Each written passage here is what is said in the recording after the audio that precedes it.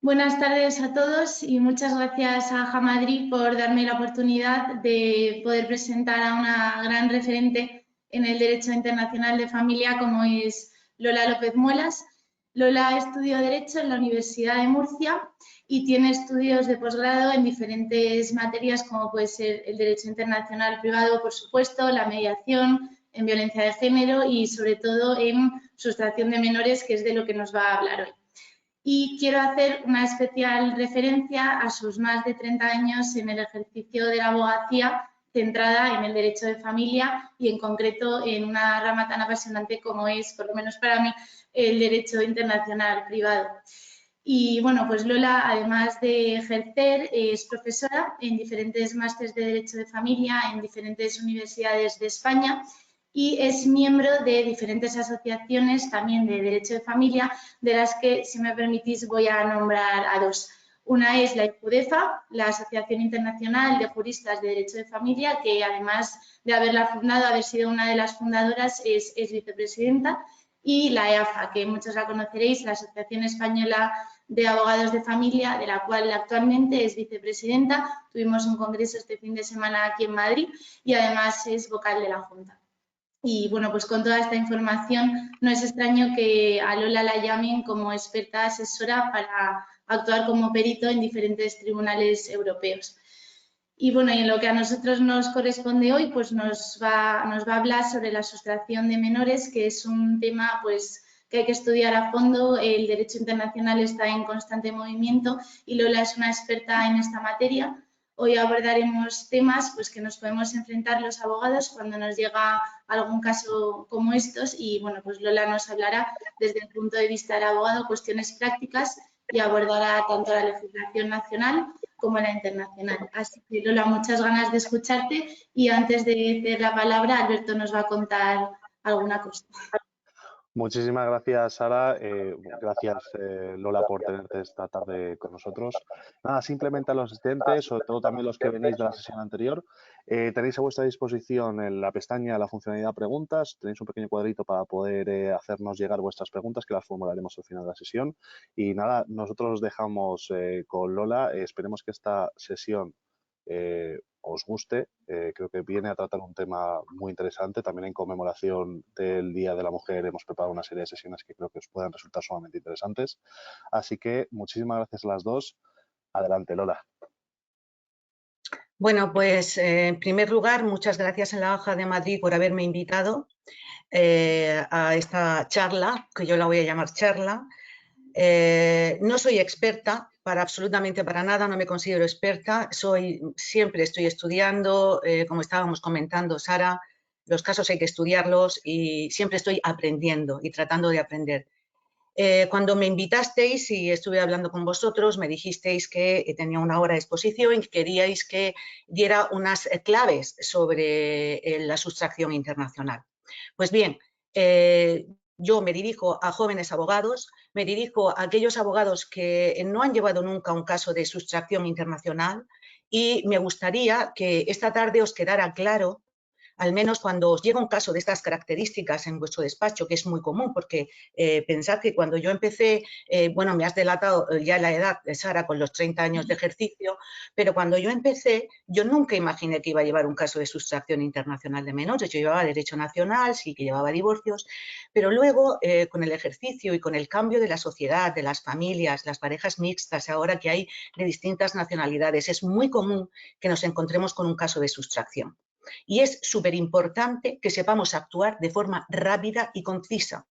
Inmediatamente, cuando nos encontramos con un caso de estos, que sepamos qué tenemos que hacer. Y al menos a mí me gustaría que esta tarde os quedara claro, al menos las primeras actuaciones. Luego ya tendréis que estudiar vosotros y si queréis otro día me invitáis y hablamos más sobre los más motivos y lo que queráis. Pero hoy por lo menos que os quede claro, a mí como me hubiera gustado a mí que me hubieran dado la primera clase, las ideas claves que tenemos que tener en cuenta cuando nos encontramos en un caso de estas características. Y os voy a compartir un PowerPoint y voy a tratar de ir explicándoos esas ideas claves a lo largo de esta hora que tengo de exposición. ¿Vale? Bien, voy a compartir pantalla ya y a ponerme mis gafas porque si no, no veo absolutamente nada.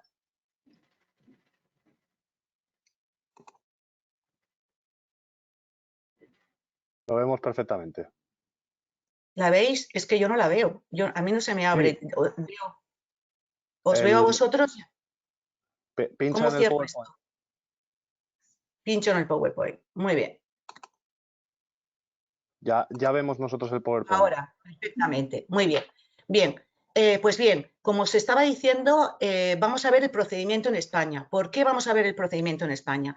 Porque nos podemos encontrar con dos situaciones. Una, que nos llega un cliente y nos diga que su pareja, normalmente tengo que decir que normalmente son las mujeres las que se suelen llevar a los niños, por desgracia tengo que decirlo, pero es así, que su pareja se ha llevado al niño a otro país. En este caso, en el caso de que se haya llevado el niño a otro país y ha habido un secuestro o una sustracción o una retención ilícita, que ya os diré los matices y la diferencia entre uno y otro, en este caso tenemos que actuar de una manera y otro supuesto que nos puede ocurrir es que nos venga el cliente y nos diga que el niño ha sido sustraído, pero que ha sido traído a España. ¿Vale? Entonces el niño se encuentra en España. Esos son los dos supuestos en los que nos podemos encontrar y claro, tenemos que actuar de forma muy distinta en uno y en otro, porque el procedimiento en España lo tenemos que iniciar cuando el niño se encuentra en España. Si el niño ha sido sustraído y ha sido llevado a otro país, entonces tendremos que actuar de distinta manera, no podemos iniciar el proceso en España, sino que tendremos que acudir a la Autoridad Central Española, tal y como os voy a explicar. Bien, lo primero, ¿cuáles son los instrumentos más importantes que tenéis que tener en cuenta en la sustracción internacional? El primero es el Convenio de La Haya de 1980 sobre aspectos civiles de la sustracción internacional de menores. Es un convenio que es el que se aplica, ahora mismo son 101 países los que son miembros del mismo y es el que se aplica principalmente. Luego tenemos el Reglamento Bruselas II bis dentro de los países de la Unión Europea, el cual va a ser modificado a partir de agosto de 2022 y que introduce algunas reformas, algunas, pero no muchas. Luego tenemos el Convenio de La Haya de 1996, que es muy útil en muchísimas ocasiones, incluso más que el Convenio de La Haya de 1980. Y por último tenemos la vía penal, en el artículo 225 bis del Código Penal. Bien, aquí se ha puesto más o menos una organización de los países que han suscrito el Convenio de La Haya, para que tengáis más o menos una idea. ¿Cuáles son, lo primero que tenéis que tener en cuenta cuando os llega un caso de estos? ¿Es una sustracción realmente o no es una sustracción internacional? Y para ello tenemos que tener en cuenta el concepto de sustracción. Lo primero, ¿el niño es menor de 16 años o no? Porque si el niño no es mayor de 16 años o tiene 15 para cumplir 16, desde luego, este proceso no lo podéis iniciar, ¿vale? No se podría aplicar el convenio. Es para menores de 16 años. ¿Y cuándo se produce esta sustracción? Aquí os he puesto los artículos que son importantes en los que viene definida cuando se produce la sustracción. Cuando se infringe un derecho de custodia de una autoridad o de una persona, ¿vale? Y en ese derecho de custodia hay que tener en cuenta que ese derecho de custodia se define por el derecho del Estado donde el menor tiene la residencia habitual. Por tanto, nos podemos encontrar con dos supuestos. Uno, el traslado o bien la retención ilícita. ¿Cuándo se produce el traslado? Cuando el niño, el menor o la niña ha sido trasladada a otro país sin el consentimiento de la persona, institución u organismo que ejercía la custodia sobre él. Y ahora hablaremos del concepto de custodia. Es decir, ahí se produce el traslado ilícito. ¿Y cuándo se produce la retención ilícita? Cuando el menor está siendo retenido ilícitamente, a lo mejor se ha marchado a otro país junto con ese progenitor, se ha marchado con el consentimiento de la persona que tenía ese derecho de custodia también, pero sin embargo está siendo retenido ilícitamente en un país distinto al que tenía la residencia habitual. Y esta es la retención ilícita, ¿vale? Esos son los dos casos que nos vamos a encontrar. Por tanto, ¿cuáles son los conceptos más importantes en una sustracción? El concepto de custodia y el concepto de residencia habitual. Esos son los principales que tenéis que tener en cuenta. Cuando hablamos de custodia, no estamos hablando de custodia en el sentido o como la entendemos nosotros, porque nosotros tenemos la patria potestad. Entonces, ¿la custodia qué es? Es el derecho, al final, lo que tenéis que tener en cuenta, el derecho a decidir sobre la residencia del menor. ¿Quién tiene el derecho de custodia? Pues es como tener un derecho de veto, como lo entiende la jurisprudencia. Es el derecho a prohibir la salida del menor del país donde tiene su residencia habitual. ¿Qué ocurre? que nosotros en España tenemos la patria potestad. Lógicamente, al tener la patria potestad no tenemos problema, porque cualquier progenitor, por imperativo legal, tiene el derecho de patria potestad y a decidir sobre dónde va a vivir ese hijo, ¿vale? Con lo cual, ese progenitor va a tener derecho a reclamar en el caso de que el menor haya sido sustraído o esté siendo retenido ilícitamente. Pero tenéis que tener en cuenta que en muchos países no es igual que a España. En España sí que tenemos la patria potestad, pero en otros países, y además incluso dentro de la Unión Europea, tenemos el problema de que la custodia, el derecho a decidir sobre la residencia del menor, lo tiene muchas veces tan solo el progenitor que tiene atribuida la custodia en sentido estricto. Por tanto, cuando nos viene un caso de estos y tenemos que interponer la demanda aquí en España, lo que tenemos que observar primero es si la persona que está reclamando a ese hijo tenía derecho de solicitar esa custodia, o sea, la residencia del menor, el decidir dónde iba a residir su hijo. Mirad, os voy a poner un ejemplo para que lo entendáis. Yo tuve un caso, por ejemplo, con Irlanda, en el que era una pareja, de hecho, que eran españoles y se habían ido a residir allí, a Irlanda. Al ser pareja, de hecho, no estaban casados, pero y no se había registrado en Irlanda que el padre era tenía derechos sobre el menor. ¿Qué ocurre? Que la progenitora viene a España de vacaciones y retiene aquí el niño ilícitamente. ¿Vale? En este caso, el padre interpuso demanda aquí en España reclamando la restitución del menor. ¿Qué ocurre? Que en Irlanda, cuando se es pareja de hecho, no se tiene derecho a decidir sobre la residencia del menor. Solamente lo tendría la progenitora. Y en este caso el padre no tenía derecho a reclamar la restitución del menor. Espero que de esta manera lo hayáis entendido. Hay otros países, por ejemplo Chipre, que ocurre exactamente igual. Solamente la progenitora es la que tendría el derecho de custodia y tendría derecho a decidir dónde reside el menor. Y esto es lo primero que tenemos que comprobar. Luego, por otra parte, la residencia habitual es otro dato que tenemos que tener en cuenta para saber si efectivamente se ha producido el traslado o la retención ilícita. Aquí, para comprobar si el menor tenía la residencia habitual en aquel país que nos está solicitando la restitución del menor, pues tenemos que tener en cuenta un conjunto de circunstancias concretas de cada caso y que, por supuesto, hay que examinar. En realidad, estamos hablando de la integración social y familiar del menor en el país donde estaba residiendo. ¿Cómo se puede demostrar esta integración? Pues lo podríamos demostrar de mil maneras. Por ejemplo, certificados médicos, que el niño estaba escolarizado, que el niño hablaba el idioma, que tiene allí casi toda su familia, que estaba integrado socialmente, etc. Es decir, una serie de pruebas que acrediten que efectivamente el menor tenía la residencia habitual en aquel país. ¿Vale? Bien, una vez vistos estos conceptos, tenemos que ver el marco jurídico general que tenemos en España. En España sabéis que tenemos una regulación específica que se introdujo con la Ley de Jurisdicción Voluntaria 15/2015 y tenemos un proceso muy especial que está regulado en los artículos 778 quater a sexies. ¿Por qué vamos a seguir este procedimiento? Lo vamos a seguir porque de esta manera vais a ver muy claro cuáles son las actuaciones que tenéis que llevar a cabo cuando os llegue un caso de estas características, que el menor se encuentre en España y vosotros tengáis que interponer la demanda. Es muy importante actuar con rapidez, muy importante. Bien, ¿cuáles son las mejoras que se han producido con este procedimiento? Pues en primer lugar, que se concentra la jurisdicción con respecto a la anterior regulación. ¿Por qué? Pues porque la demanda hay que presentarla en el juzgado de familia de la capital donde se encuentra el menor. Siempre juzgado de familia de la capital. En ese sentido tenemos una concentración de jurisdicción, porque anteriormente teníamos que presentar demanda en el juzgado de primera instancia donde el menor se encontrara en ese momento, con lo cual podíamos ir a cualquier pueblo en un juzgado de primera instancia. Imaginaos el desastre, ¿no? Que, pues, porque lógicamente, pues si ya es difícil que los jueces de familia de la capital conozcan, de un juzgado de familia, conozcan bien toda la regulación internacional que hay que tener en cuenta, pues más todavía en el caso de un juzgado de primera instancia de un pueblo, como ocurría. Bien, hay una especialización, supuestamente, porque se supone que estos juzgados de familia de la capital sí tienen esa especialización y sí tienen que conocer esas normas internacionales y, por otra parte, ya como os he dicho, que este procedimiento se iniciará siempre y cuando el menor se encuentre dentro de España, ¿vale?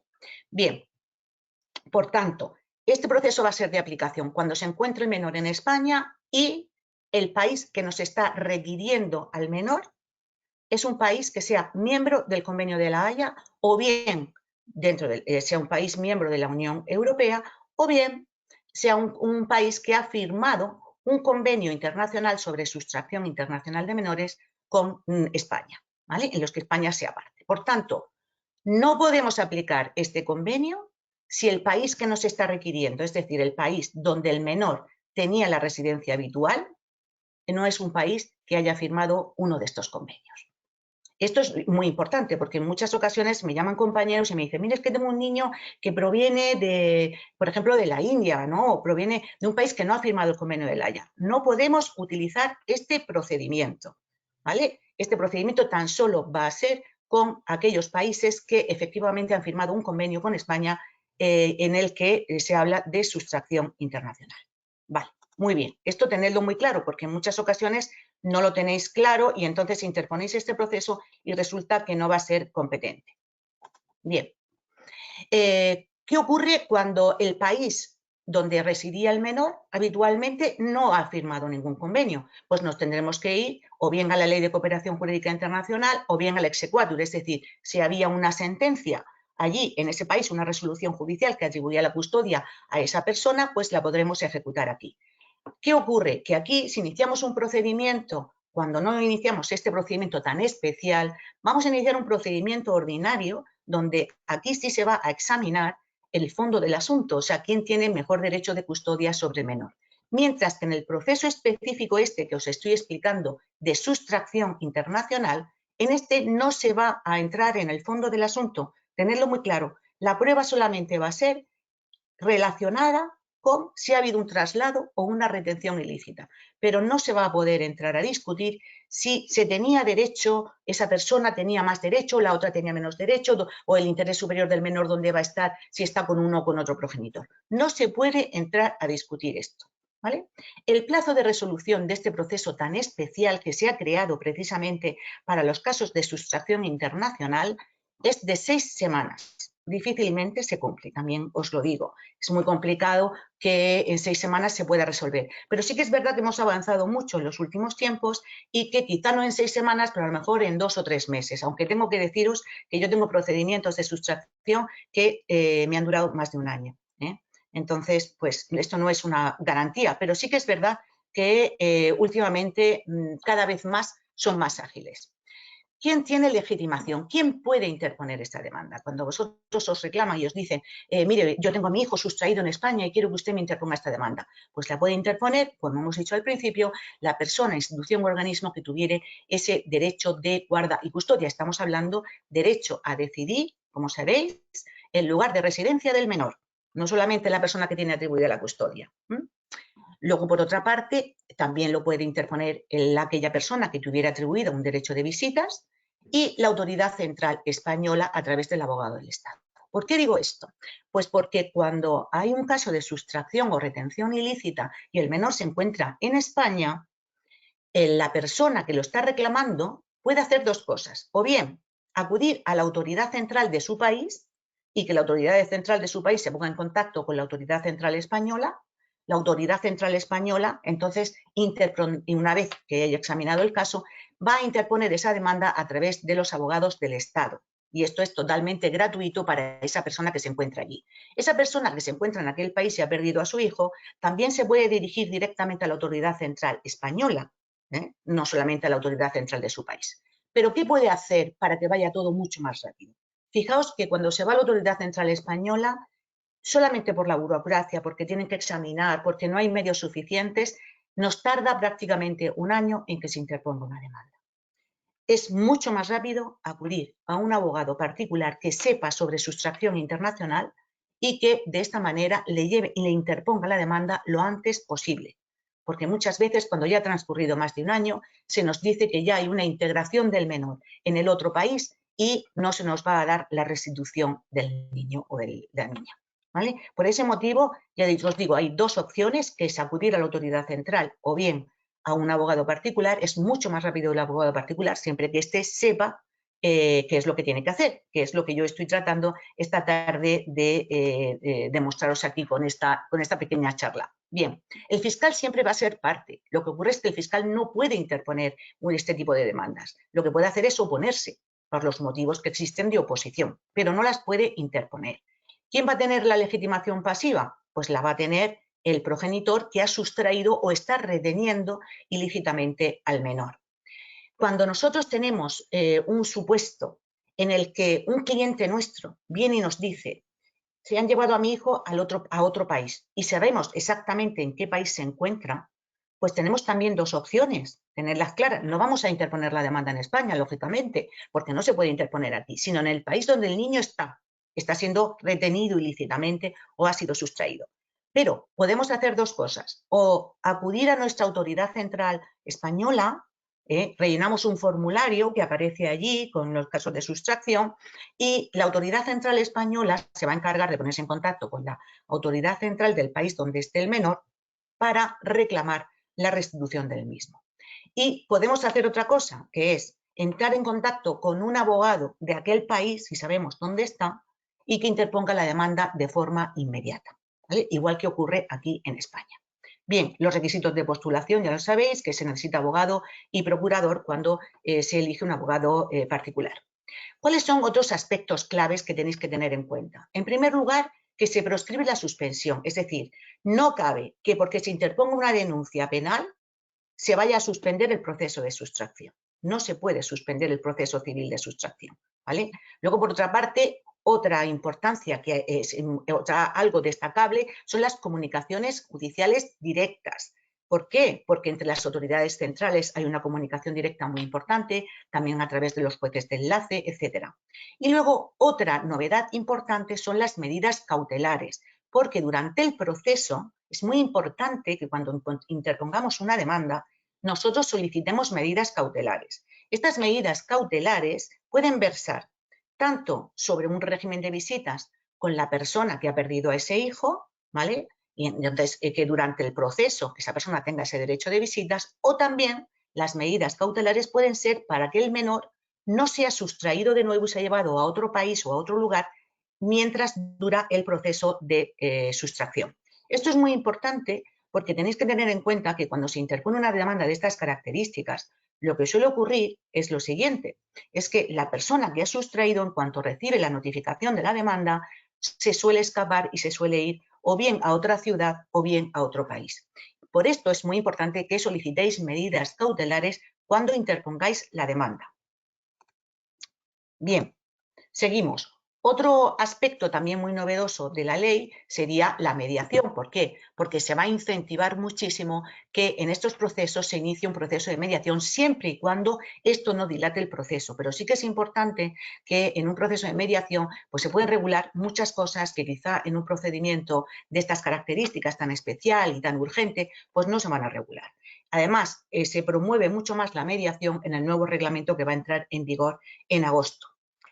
Otra característica que también quiero que tengáis en cuenta es que no se permite la ejecución provisional. Es decir, vamos a suponer que el juzgado de primera instancia nos da la razón y nos dice que el menor tiene que ser devuelto al otro país, y la otra parte recurre.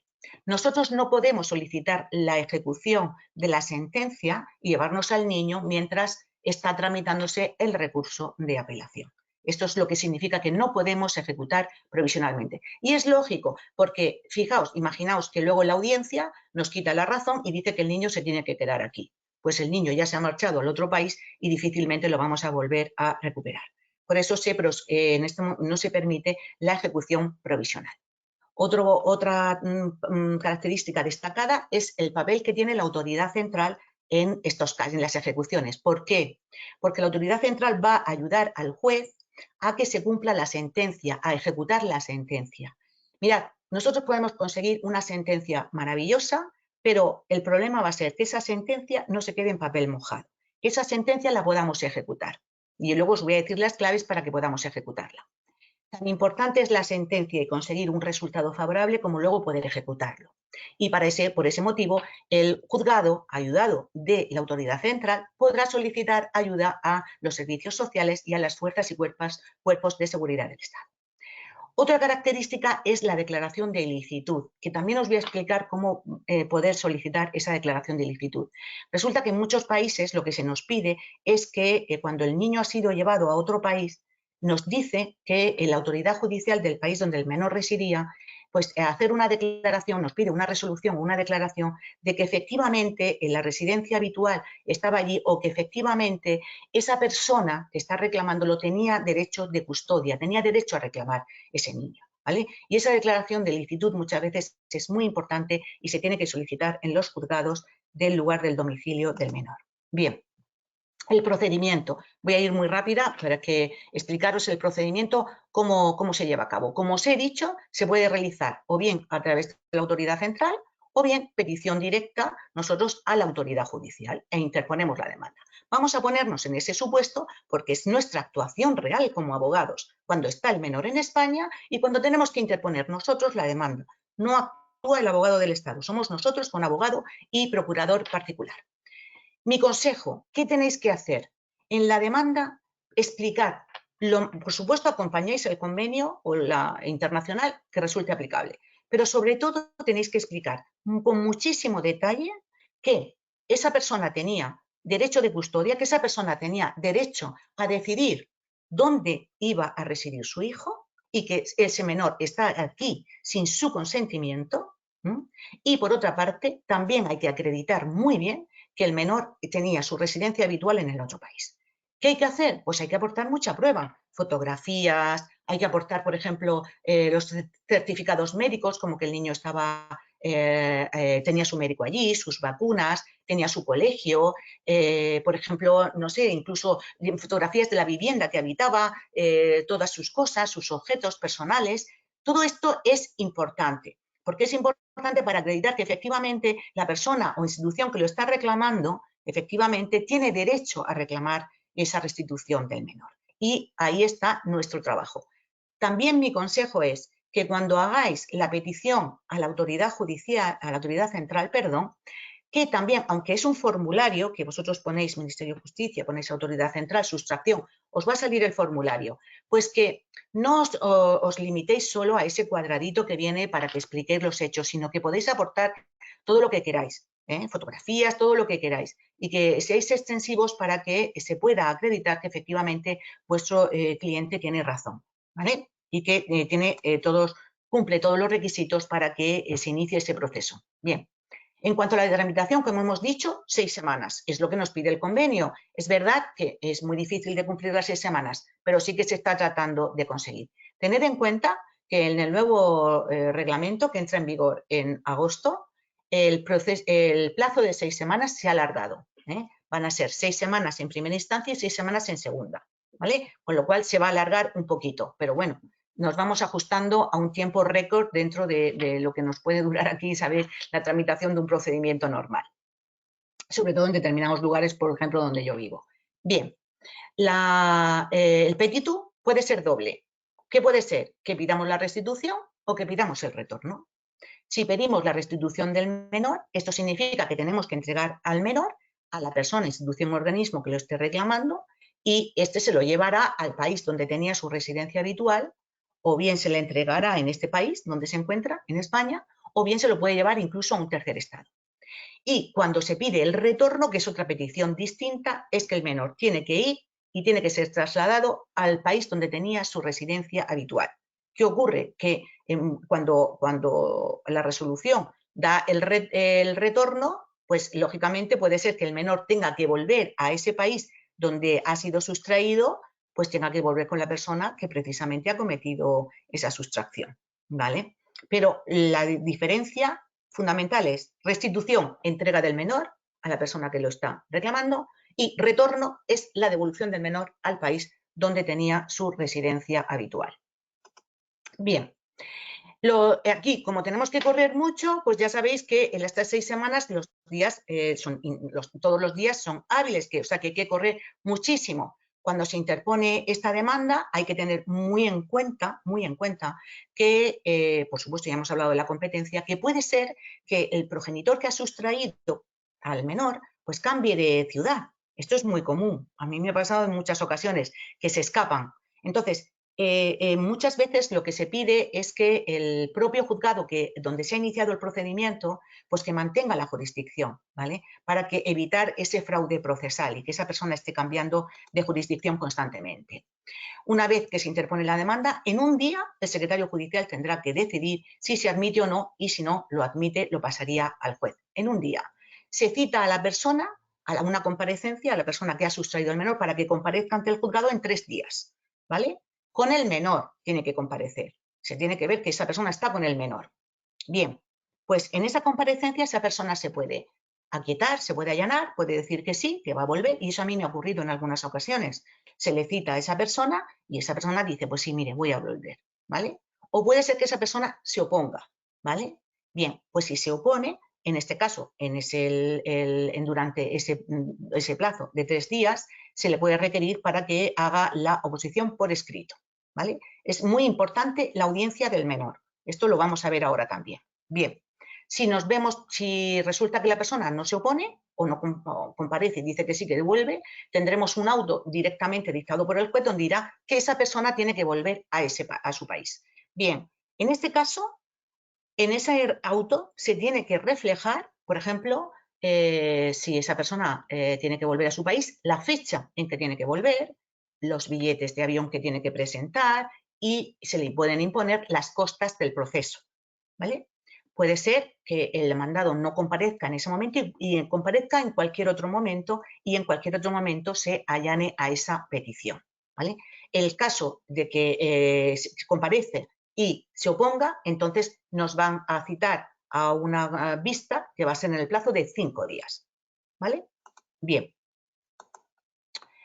Cuando contesta y se opone, podemos exigir, como he dicho, que sea esa oposición por escrito y se nos va a dar traslado de esa oposición por escrito. Lógicamente es muchísimo mejor, porque así de esa manera cuando vamos a un juicio y nosotros hemos interpuesto esa demanda, lógicamente pues vamos a saber defendernos, vamos a saber por qué se opone, por qué motivo se opone a esa devolución. Luego vamos a hablar brevemente de los motivos que se pueden oponer.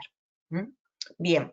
En este caso, lógicamente, como he dicho, se puede oponer esa persona, tiene que ser por escrito, el plazo de 3 días, pues imaginaos lo rápido que tiene que actuar y lo mucho que tiene que saber el abogado que es contratado por el demandado para oponerse.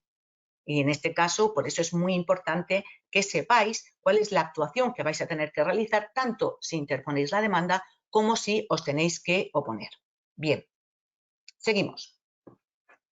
¿Cómo se va a llevar a cabo esta celebración? Pues bueno, pues una celebración normal. Si no comparece el demandante, bueno, hay que tener en cuenta que si no comparece el demandado da igual, porque se va a celebrar a la vista, pero en el caso que se trate del desistimiento del demandante no caben las meras presunciones, tiene que ser expreso, ¿vale? Es obligatorio que los fiscales asistan a la vista, pero sin embargo, si vosotros tenéis a vuestro cliente, por ejemplo, en Canadá, y no puede asistir a la vista, no pasa nada, ¿vale? No se exige en este caso que comparezca esa persona, porque vive pues, en otro país muy lejano y por tanto pues, no se obliga. Bien, la prueba solamente se va a permitir prueba solamente para acreditar si ha habido un traslado o retención ilícito, solo. No se puede entrar al fondo del asunto, eso ya lo he dicho anteriormente, ¿vale? Bien, en este caso, si el juez, por ejemplo, requiere o necesita adoptar de oficio cualquier tipo de prueba o lo demás, pues se va a dar un plazo, también muy breve, para poder practicar esa prueba. Si se tiene que pedir informes de gabinete psicosocial, de forense y demás, pues lógicamente ese informe se tiene que hacer con la mayor rapidez, porque tiene que conectarse con el tipo de procedimiento en el que nos encontramos, que es muy rápido. Bien, es cierto que en muchas ocasiones, y además ya a mí me ha ocurrido, que yo he contado con el Servicio Social Internacional.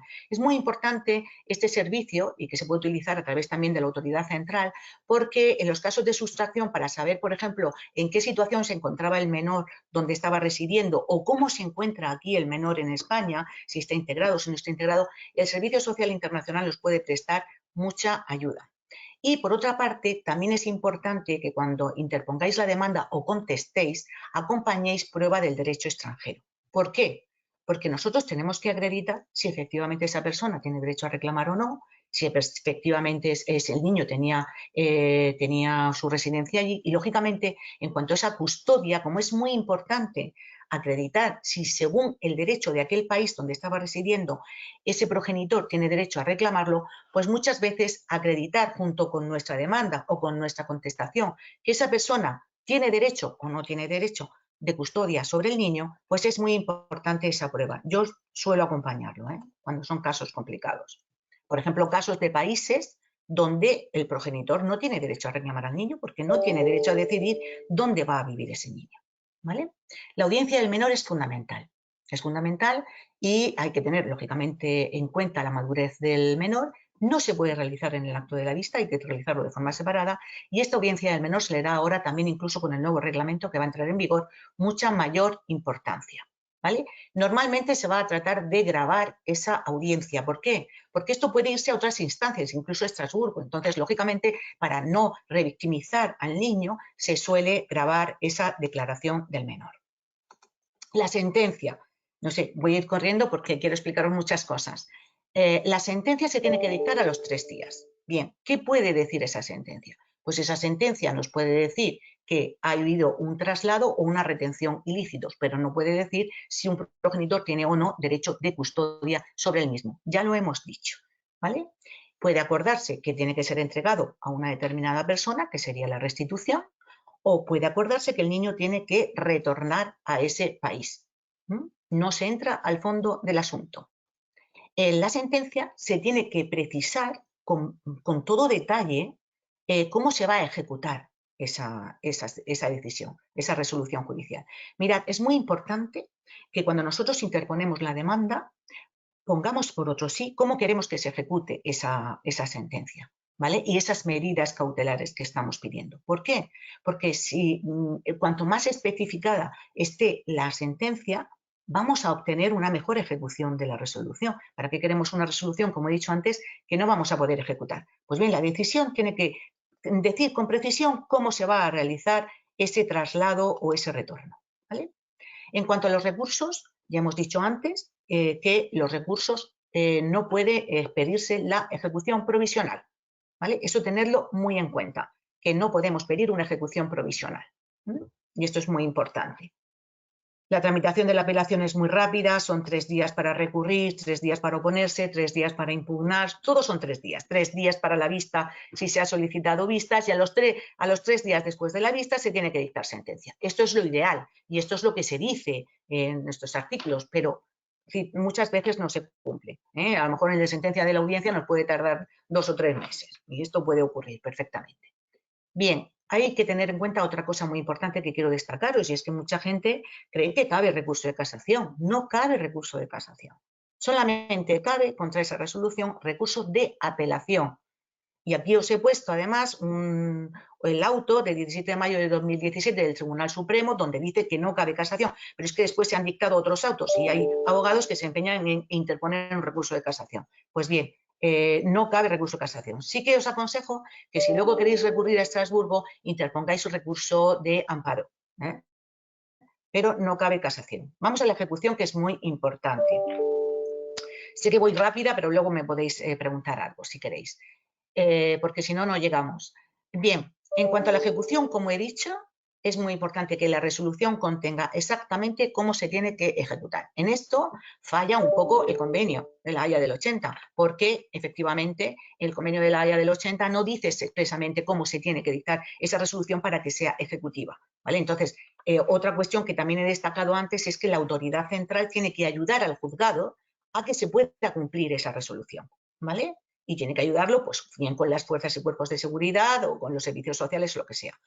Yo en una ocasión, por ejemplo, tuve un caso en el que la señora había sustraído a los niños, venía de Chile y a mí se me contrató, el procedimiento lo había llevado el abogado del Estado y se me contrató solo para la ejecución, porque en muchas ocasiones, una vez que ha terminado el proceso, ahí se queda la sentencia y no se ejecuta. Pues bien, yo lo que insté fue la ejecución y gracias a que la juzgadora en ese momento era una persona, la verdad, que muy eficiente, nos pusimos de acuerdo para evitar que los niños fueran de nuevo sustraídos, porque sabíamos que los niños iban a ser de nuevo sustraídos, En este caso, los servicios sociales, antes de notificar la resolución de ejecución, recogieron a los niños del domicilio con las fuerzas y cuerpos de seguridad del Estado y tuvieron a los niños durante esa noche, que al día siguiente salía el avión, los tuvieron allí en ese centro de protección de menores, los tuvieron a los niños retenidos. Mientras tanto, también os digo que mi cliente se pasó toda la noche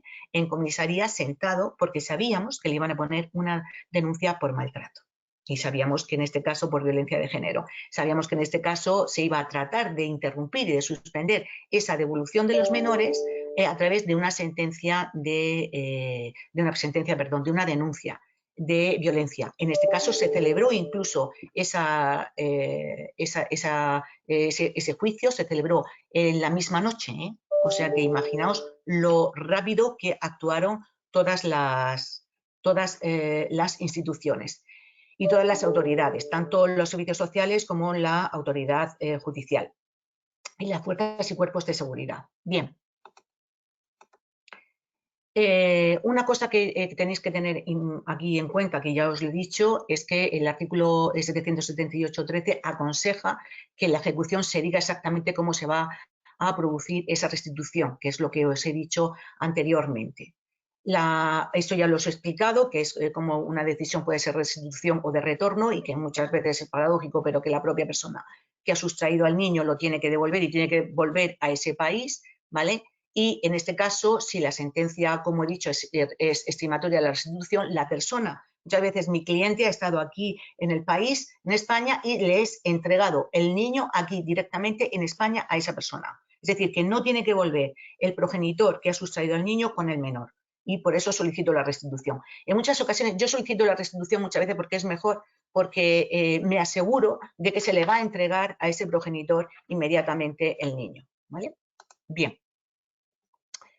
Quiero destacar de aquí que la Interpol trabaja cuando nosotros interponemos una demanda civil de sustracción, pues lógicamente la autoridad central también pues pone en conocimiento de la Interpol a ver dónde se encuentra el menor, si es que nosotros no sabemos dónde se encuentra el menor.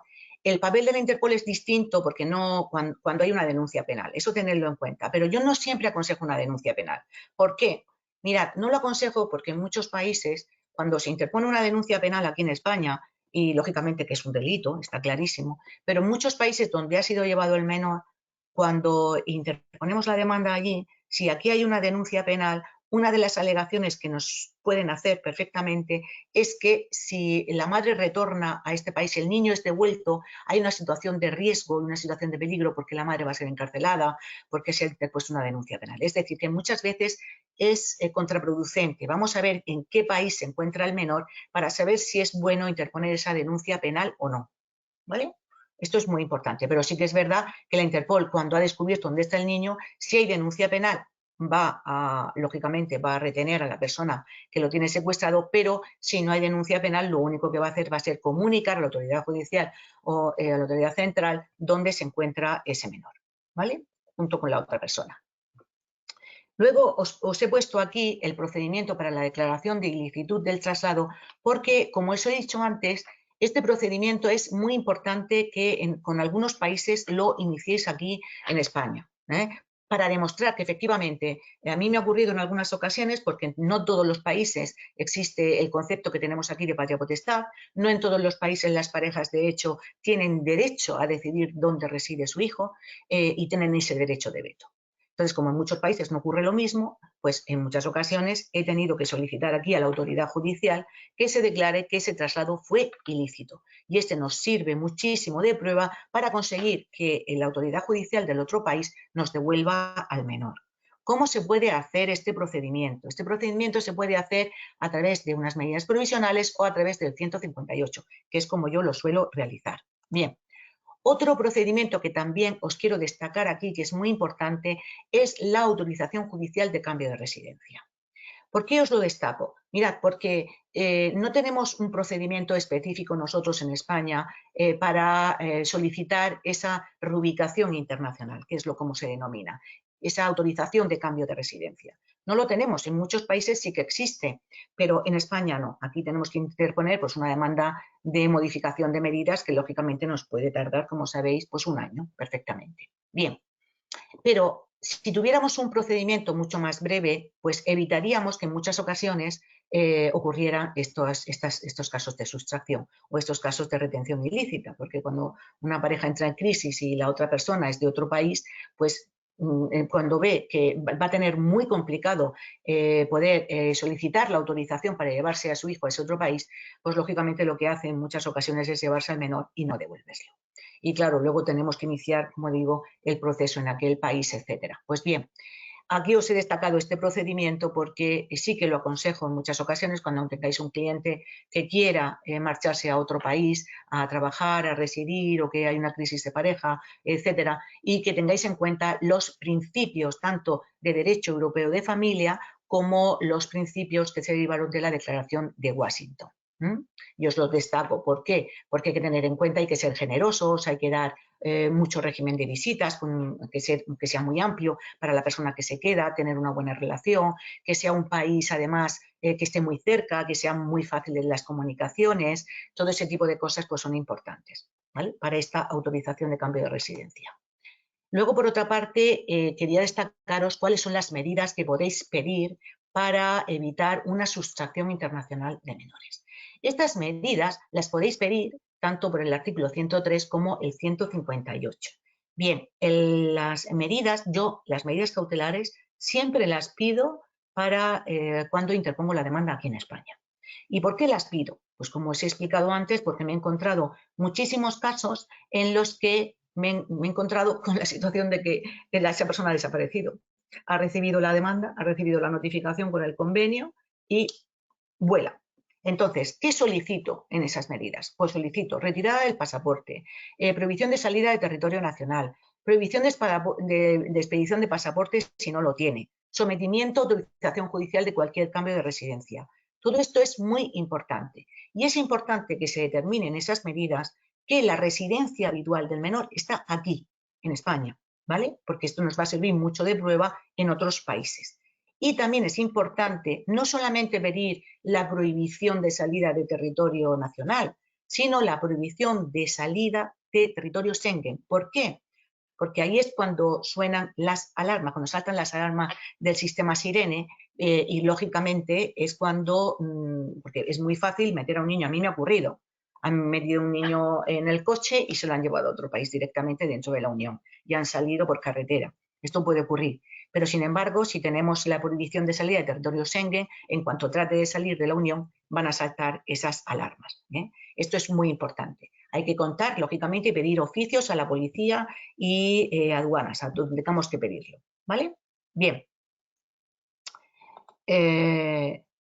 Por otra parte, es muy importante, algo que os he dicho al principio y que tenéis que recordar, y es que cuando el país donde el menor quiera ser trasladado, porque se pide una autorización, por ejemplo, para viajar en vacaciones, que eso pasa muchísimo, una jurisdicción voluntaria donde se dice, mire usted, hay discordancia en la patria potestad y resulta que el niño se lo quieren llevar de vacaciones, el progenitor se lo quiere llevar a la India o se lo quiere llevar a Arabia o algo así. Bueno, pues entonces, ¿qué ocurre? Pues puede ocurrir que si es un país que no ha firmado el convenio de La Haya de 1980, es muy peligroso que se lo lleven de vacaciones. Y, lógicamente, nosotros podemos oponernos por ese motivo, porque va a ser muy difícil que si nos secuestran al niño o lo retienen ilícitamente allí, pues, lógicamente, se nos devuelva. Hay muchos países que defienden muchísimo a los progenitores, a sus nacionales. ¿Vale? Bien.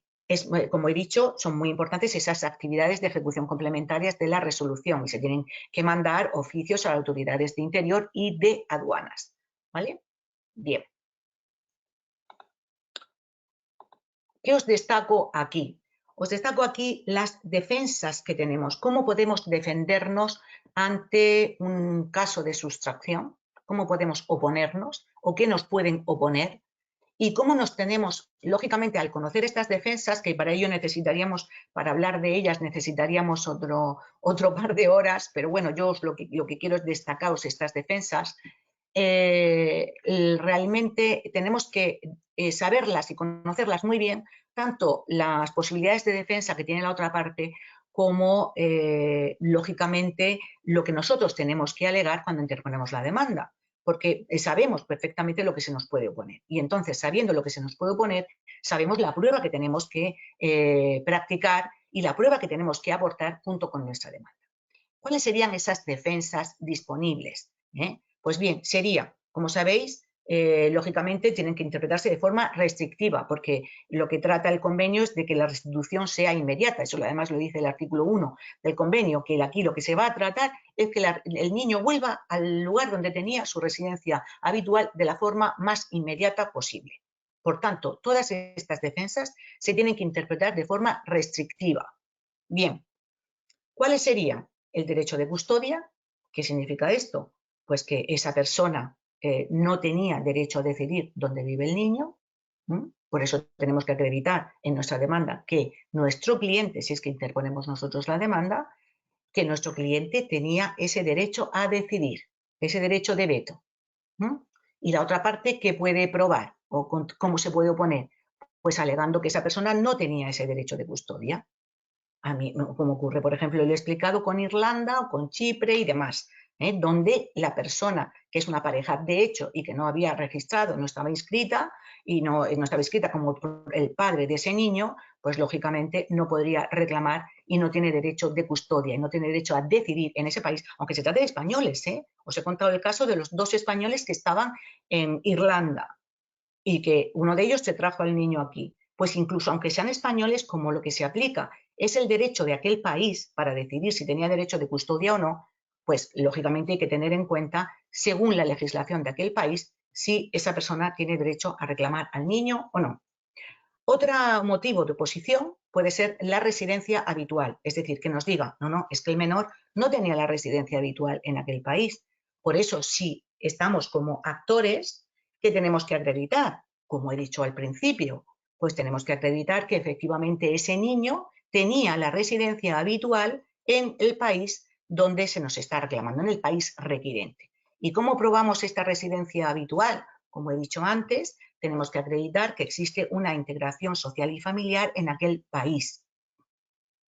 También la oposición, ¿cómo sería? Pues acreditando, en el sentido opuesto, que el menor no tenía la residencia habitual allí, por ejemplo, que estaban de forma transitoria, que tan solo se habían ido por unos meses o se habían ido a realizar un curso los progenitores porque uno había sido trasladado durante unos meses, pero realmente no iban a residir allí. Por ejemplo, no tenían allí una casa, no habían comprado casa, no la habían alquilado. Pues decir que era de forma muy temporal o que el menor realmente no estaba, estaba allí tan solo pues por unos meses, ¿no?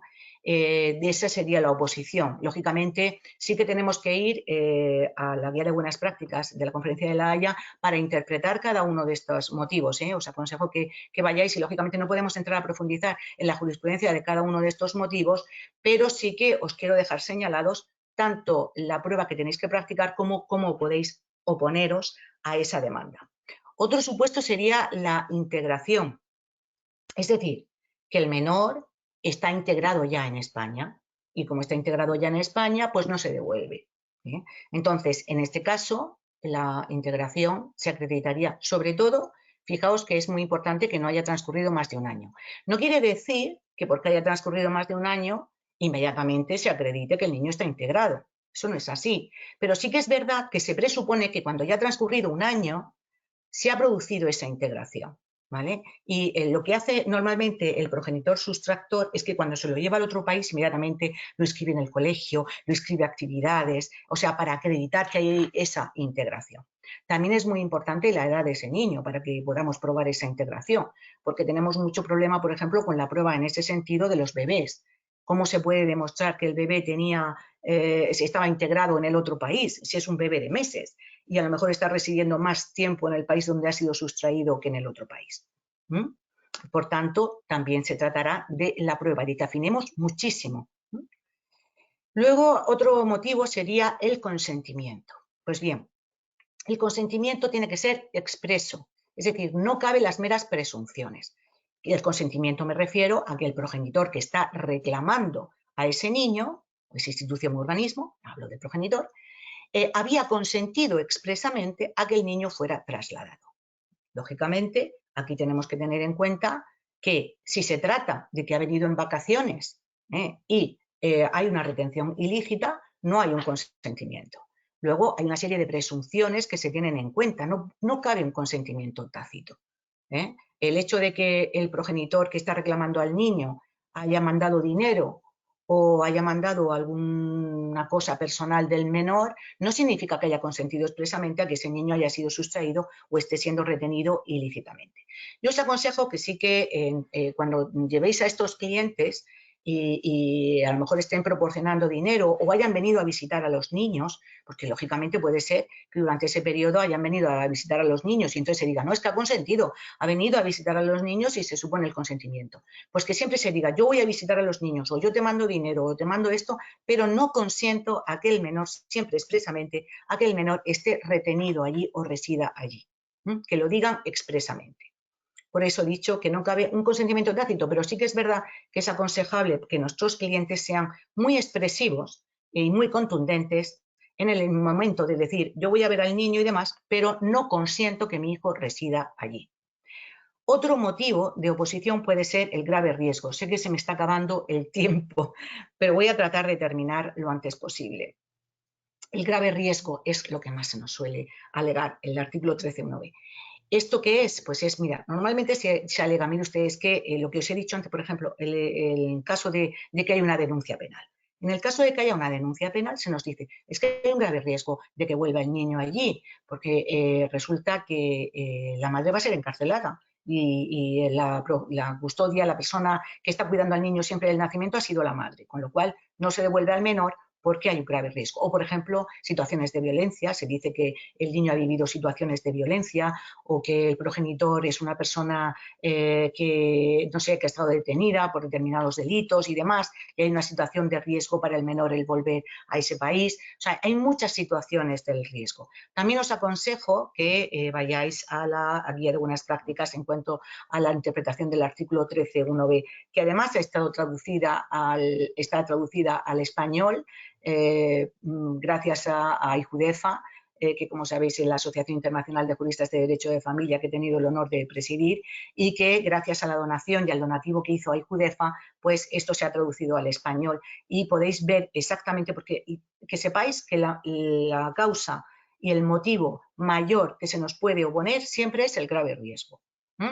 Y lógicamente esto hay que interpretarlo en forma muy restrictiva. También es cierto que cuando se dan garantías en el otro país, garantías y medidas de que no va a sufrir grave riesgo, porque, por ejemplo, mire, se va a dictar una orden de alejamiento o se le proporciona una casa a ese niño y a la madre, el padre se va a mantener alejado y se va a establecer un régimen de visitas tutelado, ese tipo de cosas y de garantías que nos puede dar el otro país, ya no nos pueden alegar el grave riesgo. Bien. Otra causa sería la objeción del menor, es decir, que cuando se le toma audiencia al menor, que como sabéis, os he dicho que es fundamental, sobre todo para menores que tienen suficiente madurez y sobre todo para menores que ya tienen una cierta edad, pues cuando un menor tiene 14 años y demás y no quiere marcharse, pues lógicamente se tiene muy en cuenta esta objeción. Y cada vez más, es verdad que en muchos casos se puede hablar de que hay interferencias parentales y demás, pero que cuando el menor tiene una edad ya preadolescente, pues es muy complicado que si no quiere volver, se le obligue a volver a aquel país. Lo que pasa es que esa objeción tiene que ser fundada. No tienes una objeción de decir, mire, es que no me apetece o es que me gusta más vivir aquí o lo que sea. No, tiene que ser una objeción fundada para no volver. Pero sí que es cierto que se tiene muy en cuenta en la declaración del menor, lo que quiera el menor. Y por último, una causa que también existe, que son las libertades humanas y los derechos fundamentales, que yo tampoco la he utilizado nunca, pero cuando en ese país no se cumplan pues las normas de orden público que tenemos aquí, pues lógicamente sí que también se puede alegar. Sería otro motivo de oposición. Y con esto ya termino. He seguido muy rápida. Tengo aquí una serie de conclusiones, pero que yo creo que si os ha quedado más o menos claro lo que yo os he expuesto, es sobre todo la competencia juzgados de familia de la capital de la provincia, es necesario que intervenga el Ministerio Fiscal, es necesaria la audiencia del menor, la declaración de ilicitud como se pide en el juzgado del lugar donde tenía la residencia habitual el menor, luego, por supuesto, la actuación que van a tener todos los fiscales, los motivos de oposición, etcétera, etcétera. Yo creo que con todo esto, por lo menos, se os queda claro, porque tengo muchas más conclusiones, pero no quiero entrar en ellas porque si queréis hacerme alguna pregunta, pues quiero dar paso a alguna pregunta que yo pueda resolver, porque no todas las puedo resolver, pues que tengáis claro cuando tengáis un caso de estos de sustracción, qué tenéis que hacer. Nada más. Pues, Lola, muchísimas gracias por tu claridad. Espera un momentito para que nos podamos ver y me puedas ver y nos podamos ver las caras. Nada, nada, simplemente. Mira, tenemos bastantes preguntas de los asistentes y nada, bueno, la primera de ellas, para seguir el procedimiento de la ley de jurisdicción voluntaria, ¿sirve si el menor procede de un país con el que existe un convenio bilateral en materia de sustracción de menores? ¿Se puede aplicar, digamos, la ley de jurisdicción voluntaria en el caso de que haya un convenio bilateral? Sí, sí, no os veo todavía, pero bueno, sí, por supuesto. Pincha en la rosita, en el Go to Webinar. Aquí. Muy bien, vale, sí. Bueno, pues como os he dicho al principio, tiene que ser o bien un país miembro del convenio de 1980 o bien un país que ha firmado un convenio con España de sustracción, por ejemplo, Marruecos. ¿Vale? Tenemos un convenio con Marruecos en el caso de que yo no he tenido ningún caso con Marruecos, pero sí que es verdad que los compañeros que tengo que han tenido casos con Marruecos aconsejan, sin embargo, aplicar el convenio de La Haya del 80, ¿vale? Y no aplicar el convenio de Marruecos. Pero sí que es verdad que cuando tengamos un convenio con el país que está requiriendo al niño, por supuesto podemos aplicar este procedimiento. Es el procedimiento específico para esos casos. O bien un miembro de la Unión Europea, por supuesto, porque tenemos aplicable el reglamento. Que como una cosa que os quiero decir es que el reglamento no, lo que hace es complementar el convenio de La Haya, el reglamento europeo, lo complementa, no lo sustituye, que muchas veces también se entra en esta confusión. Lola, ¿qué ocurriría en el caso de que la madre sea de un país diferente al del padre? Por ejemplo, pues eso, que la madre sea española y el padre de un país distinto, estén ambos con el menor residiendo en España, pero por causa de enfermedad la madre falleciese, dejando constancia antes de morir su deseo de que el hijo se quede en España. Además, hay cierto arraigo, su familia materna está ahí, su colegio está ahí. En ese caso, a pesar de ello, teniendo el padre la patria potestad, siendo el padre biológico, podría llevárselo, a pesar de que la madre indicase lo que quisiese indicar para que el menor se quedase en España, teniendo en cuenta, pues eso, que el niño, pues su familia materna está ahí, tiene su colegio, tiene, digamos, suficiente arraigo en España.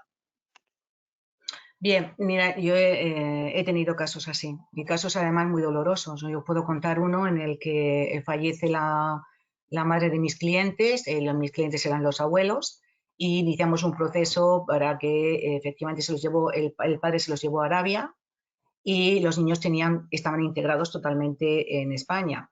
Y sin embargo, pues se los pudo llevar porque era el progenitor. Sí que los abuelos lucharon para intentar conseguir que los menores se quedaran, pero al final lo que conseguimos fue un derecho de visitas, muy complicado, además, muy complicado, porque para que se cumpla, para ejecutar esa sentencia en Arabia, imagínate, por eso he dicho que tan importante es que tengamos una buena sentencia como que podamos ejecutarla.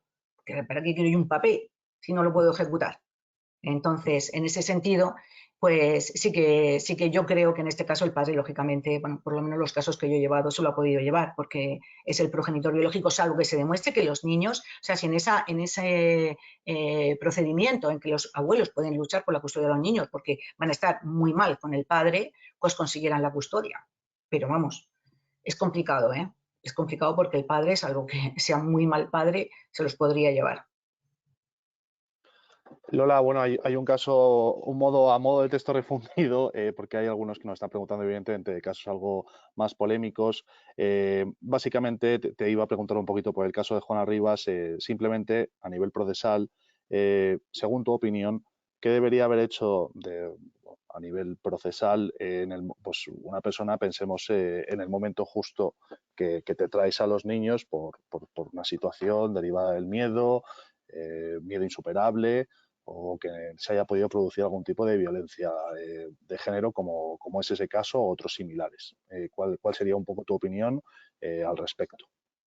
Bueno, como todos sabéis, Juana Rivas estaba muy mal asesorada porque lo hizo, lógicamente, lo que hizo lo hizo fatal y de hecho ha sido condenada, ¿vale? En este caso, lógicamente, ella tenía que haber interpuesto una demanda en Italia, que era la competente, para solicitar autorización y cambio de residencia con los niños. En este caso, es lo que es explicado aquí, la reubicación internacional. ¿Qué tenemos que hacer con nuestros clientes cuando sabemos? A mí muchas veces es que nos viene a todos en los casos en los que dices, es que yo me quiero ir, y mi marido no me autoriza o mi pareja no me autoriza a que me vaya.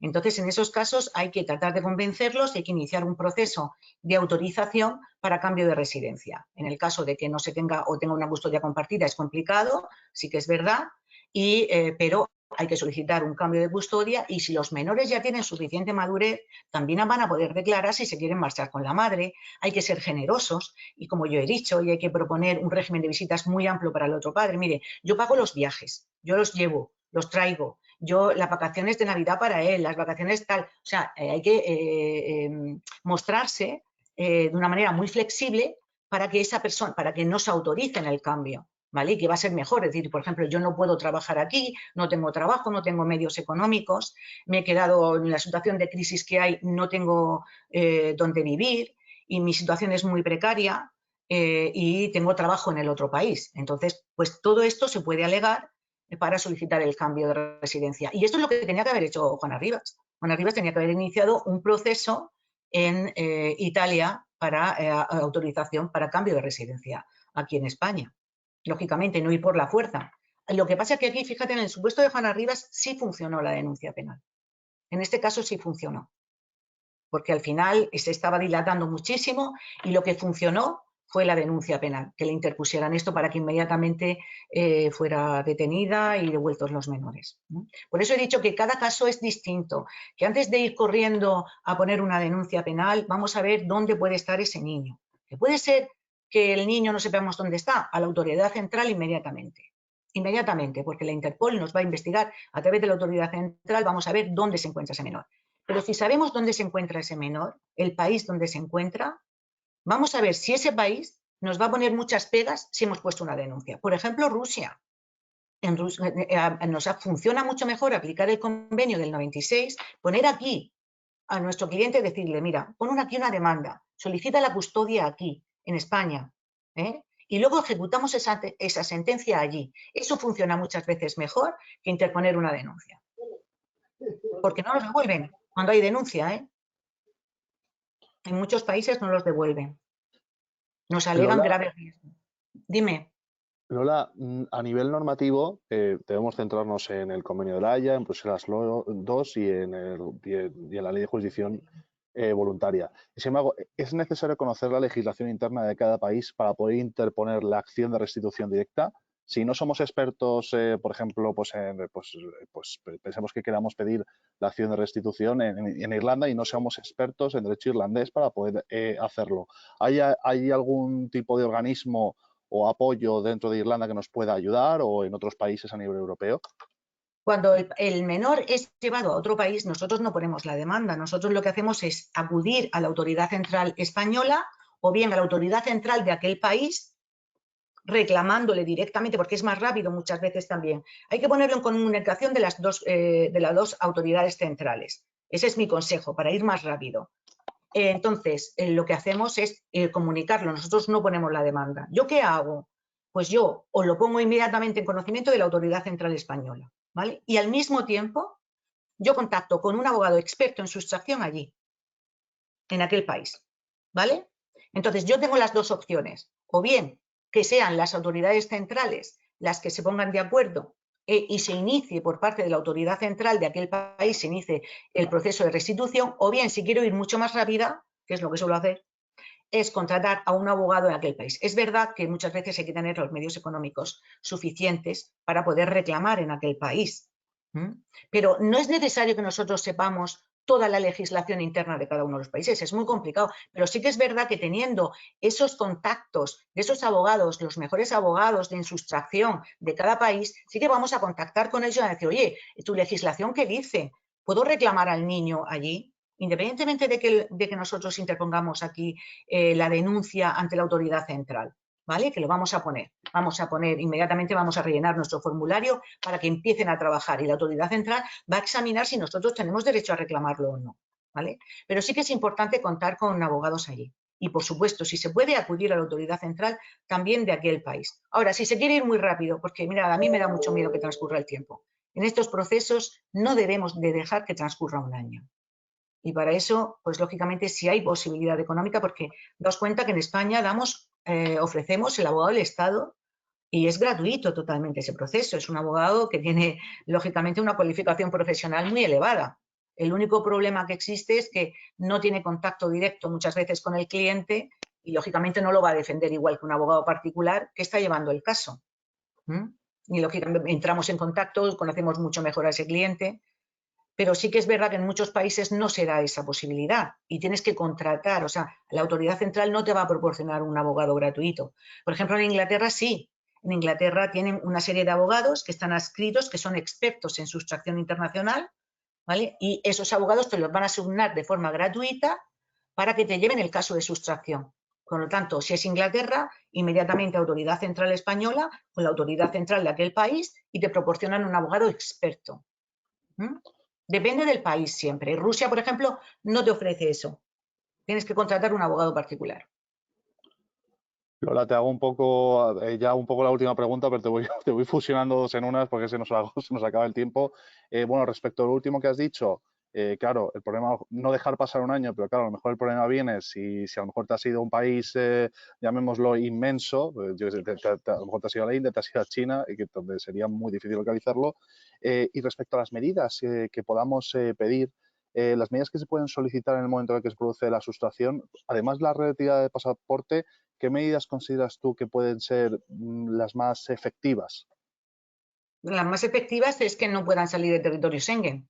O sea, que si se encuentra en Europa, hay dos casos, el que sepamos dónde está y que sepamos dónde no está. Normalmente vamos a saber dónde está porque sabemos que la pareja que se ha ido a lo mejor a su país de origen, ¿no? O está dentro de la Unión Europea o lo que sea. Pues, lógicamente, las alertas, la alarma sirene va a saltar si tratan de salir del territorio Schengen. Eso es fundamental que lo pidamos, ¿eh?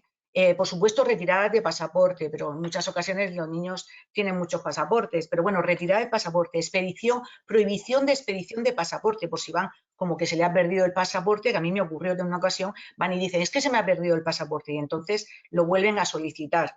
Pues entonces que se mande oficio a todas las autoridades de aduanas, policía y demás, para que se salte la alarma esta de que esta persona no se le puede expedir un pasaporte. Pedir todas las medidas que podamos, todas son muy importantes, todas, porque no sabemos dónde se encuentra el niño. Y, lógicamente, si no sabemos dónde se encuentra y es un país que no ha firmado, no es miembro de la Haya, etcétera, lógicamente la Interpol pues es importante, ¿no? Para localizar al menor, porque es que no sabemos, y esto es a través de la autoridad central. El problema es que, como sea un país que no ha firmado el convenio de la Haya, nos vamos a tener que someter a un procedimiento de aquel país con su legislación interna y vamos a entrar a hablar de custodia, del derecho de custodia, ¿vale? Del fondo del asunto. Ese va a ser el problema, ¿no? Y pues eso tarda años. Bueno, conocemos muchos casos que se han dado en España que son dramáticos, realmente, y se pierden a los hijos. Lola, muchísimas gracias por estar esta tarde hoy con nosotros en esta jornada que además consideramos fundamental. Además, animamos a todos los que nos están escuchando. Es una materia sumamente interesante, conectar no solamente una especialidad tan importante dentro del derecho de familia, sino que además también conectar con derecho penal y verdaderamente cada vez ocurre más, teniendo en cuenta pues, la globalización internacional de las familias, los modos de convivencia que cambian, pues, que si las vacaciones en un país, que si el padre está en Nueva York, la verdad que son cada vez más frecuentes y la verdad que hay que estar en estas materias, por lo menos hay que conocerla y no solamente ser experto, pero por lo menos que nos vaya sonando porque cada vez es Sí. Sí, es muy importante. Todos los que se quieran dedicar a familia, muy importante que sepamos qué hacer. Y el último consejo que doy a todos mis compañeros que me están escuchando es que si, por ejemplo, hay una autoridad, le piden consejo porque la otra persona se va a ir de vacaciones a otro país y demás, pues que levanten un acta notarial, que se diga exactamente los días que se va a ir, que la residencia habitual está en España, o sea, que se haga muy bien para que el menor vuelva, porque en muchas ocasiones se consiente ese traslado y luego resulta que es retenido ilícitamente. Que hagan un acta notarial donde se establezca muy bien el periodo por el que se va y cuándo va a volver y que su residencia está aquí. ¿Vale? Pues muchísimas gracias, Lola. A todos los asistentes, Gracias. recordaos que el Congreso continúa. Tenemos a vuestra disposición más sesiones. Os hemos dejado un enlace en el chat. Vamos a continuar con una sesión sobre derechos de los consumidores, el comercio electrónico. Lo que también vamos a hablar de unos indicadores también por género, de la predisposición que hay según edad y género a la hora de comprar dentro del comercio electrónico y medios digitales de pago. Y nada, muchísimas gracias a todos por estar hoy con nosotros. Muchísimas gracias a ti, Lola, por tu claridad y tu cercanía en el día de hoy. Gracias a vosotros. Nada. Muy buenas Buena tardes. semana. Hasta luego. Buen congreso. Gracias.